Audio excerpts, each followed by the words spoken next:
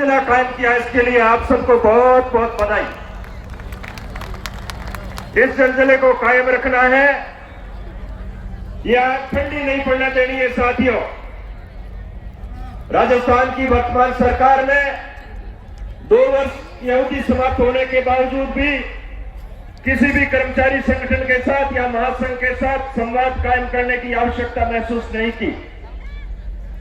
ये बजट से पूर्व एक संवाद का नाटक जो पहले 9 तारीख को आयोजित था, लेकिन हमारे महासंघ के द्वारा उसका बहिष्कार किए जाने की सूचना सीआईडी के माध्यम से सरकार को मिली, तो घबरा करके सरकार बैठक पे आई। आज 5 बजे की उसने घोषणा की कि आज 5 बजे बैठक करेंगे। लेकिन मेरा निवेदन महासंघ के शीर्ष नेतृत्व से कि मेरी मान्यता है कि इस प्रकार की नौटंकी वार्ता का महासंघ को बहिष्कार करना चाहिए। मैं इतना ही आह्वान करूंगा महासंघ के प्रदेश अध्यक्ष जी से कि हमारे शिक्षकों की बहुत सारी समस्याएं सरकार के द्वारा संवाद नहीं करने के कारण बकाया है। अधिकारी सामने बैठ के बात करे तो शिक्षक संगठन उस शिक्षक की समस्या के बारे में सरकार को बताने की स्थिति में रहता है। 2 मिनट की बात के अंदर कोई समस्या नहीं बता सकता। इसलिए कर्मचारी संगठन जो भी जिनके भी डिमांड चार्ट सरकार के पास विचाराधीन है, उन तमाम कर्मचारी संगठनों के साथ विभागाध्यक्ष की प्रेजेंस के अंदर, उनकी अध्यक्षता के अंदर वार्ता का आयोजन करे। महासंघ की यह पहली प्राथमिकता होनी चाहिए। तमाम कर्मचारी संगठनों की यह मांग है, मेरी ऐसी मान्यता है।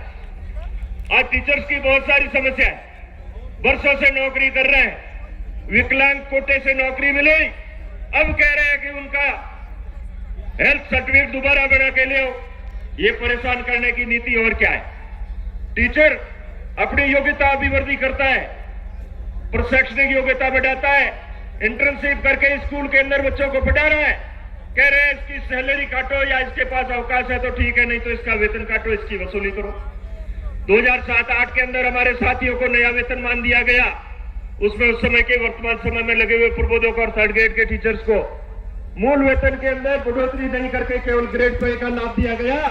और राजस्थान की दोनों सरकारों ने इस मुद्दे को लिंगर ऑन किया है।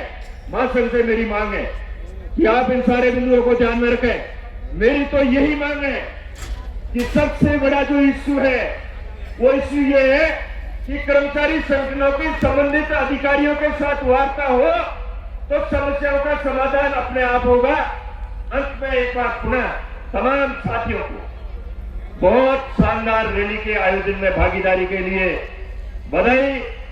और कर्मचारी महासंघ के शीर्ष नेतृत्व भाई महावीर शर्मा, हमारे तमाम कर्मचारी घटक संगठनों के साथी जिन्होंने ईमानदारी से संघर्ष ही कर्मचारी नेता का धर्म है और कॉल की ईमानदारी से पालना करना, इसके ऊपर चल करके आज जो ऐतिहासिक भागीदारी की है उसके लिए आपको बहुत बहुत धन्यवाद। जय संघ।